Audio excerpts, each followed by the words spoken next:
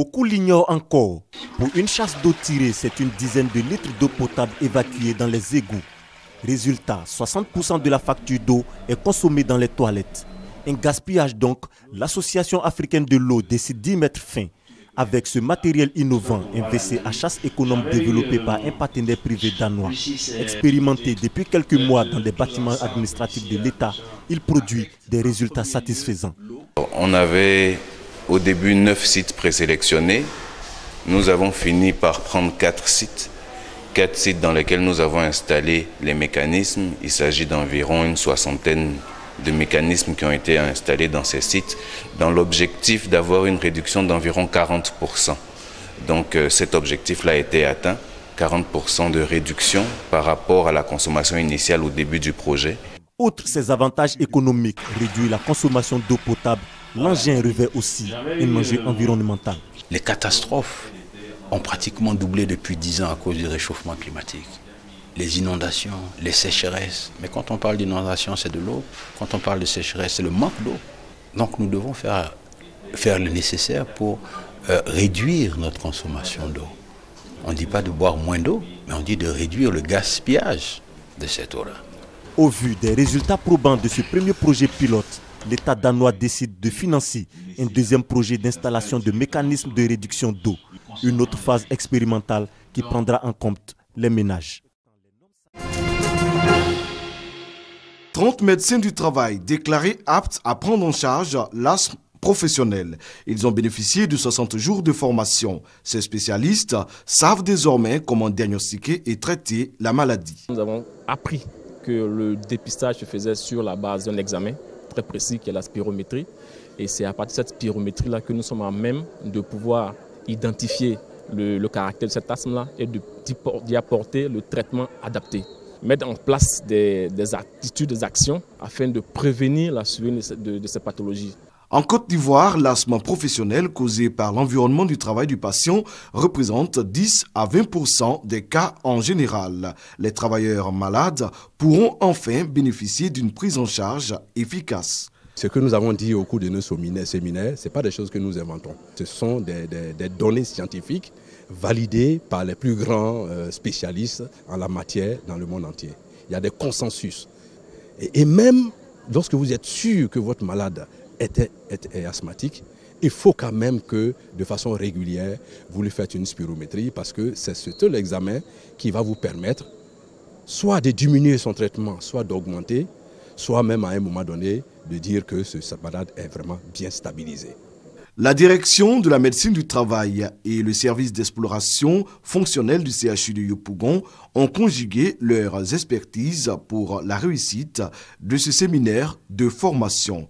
L'asthme est une maladie touchant les voies respiratoires aériennes. Elle entraîne chez le patient une difficulté à respirer quand survient la crise.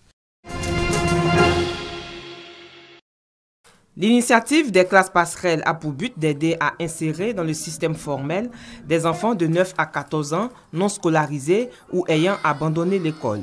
Le groupe scolaire Djeloukou, situé dans la commune d'Atekoubé, accueille des classes passerelles pour la rentrée scolaire 2015-2016. Si ces enfants ont pu bénéficier d'un encadrement accéléré et intégrer le système éducatif formel, c'est grâce au projet Espérance pour tous. Ici, c'est le CPU. Le CPU, entendez, le cours préparatoire unique qui regroupe et le CP1 et le CP2. Le projet prend 70 enfants en compte. Chaque classe passerelle compte une trentaine d'enfants encadrés par des bénévoles. Nous fusionnons la classe de CP1 et la classe de CP2. Mais rien ne change dans la méthode de transmission des cours. Rien ne change. On prend toujours les mêmes méthodes, mais seulement que ce qui est modifié un peu, c'est le guide maître. Parce que notre guide maître est un peu différent des autres.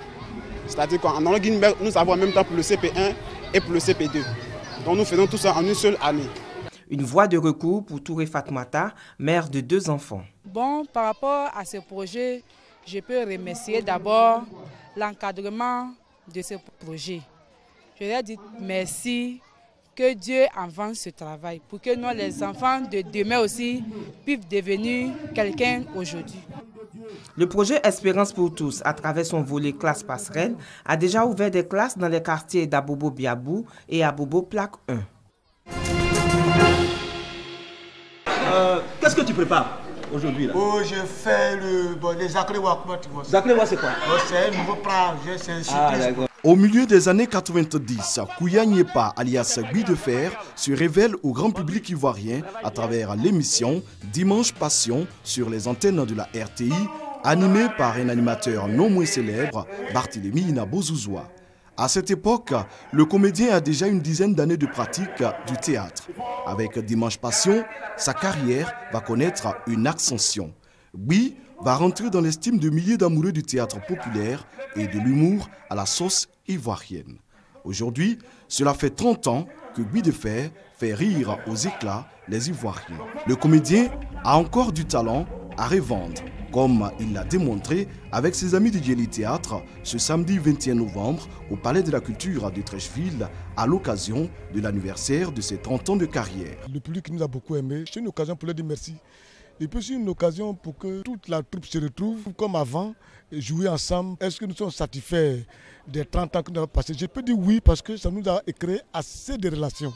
Pendant ses nombreux sketchs et pièces de théâtre, Gui de Fer tient toujours un fusil jamais chargé. La raison est toute simple, l'homme a un amour pour le métier des armes. Gui de Fer a tenté à 2 reprises le concours de la police avant de rentrer à l'INA, l'Institut national des arts, devenu aujourd'hui l'INSAC. Je suis content pour Gui parce qu'il fait partie des leaders dans ce domaine-là. Et 30 ans après, son humour est toujours resté vivace. Il va falloir essayer de se structurer de plus pour pouvoir vivre véritablement de son art. Je suis un fidèle pour Gui de Fer. Il m'a fait revenir un peu en arrière. J'ai beaucoup ri, je me suis amusé. Le président de l'Assemblée nationale, Guillaume Soro, parrain de ce spectacle anniversaire, était représenté par un de ses vice-présidents, plusieurs autres personnalités du monde politique et culturel, ainsi que la grande famille des artistes sont venus apporter leur soutien à Gui de Fer.